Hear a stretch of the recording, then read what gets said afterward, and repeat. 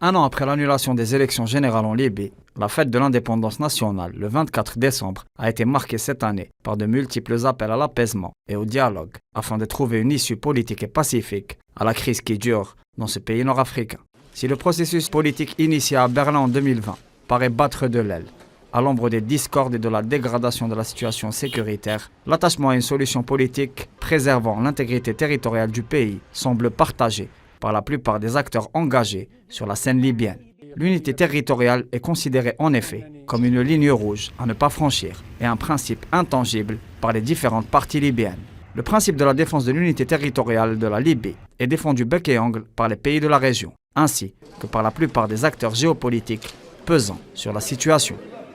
Ces derniers ont exprimé un accord sans embâche afin de privilégier une solution démocratique interlibyenne passant par l'organisation d'élections transparentes dans le strict respect d'un cadre constitutionnel permettant de sortir de la crise institutionnelle dans laquelle est empêtrée la Libye depuis une décennie. La bonne volonté affichée par certaines parties à l'occasion de la célébration du 72e anniversaire de l'indépendance de l'État libyen est un signal fort et positif qui vient démentir les bruits qui couraient sur une éventuelle proclamation de l'autonomie des régions de la Cyrénaïque à l'est et du Fezzan dans le sud du pays. Dans cet esprit, les membres du Conseil de sécurité ont dernièrement renouvelé leur appui aux efforts déployés par l'envoyé spécial du secrétaire général des Nations Unies pour la Libye, Abdoulaye Bathily. Ils ont aussi réaffirmé leur engagement à, je cite, soutenir le dialogue entre Libyens dans le but de former un gouvernement unifié qui gouverne toutes les parties du pays et représente l'ensemble du peuple.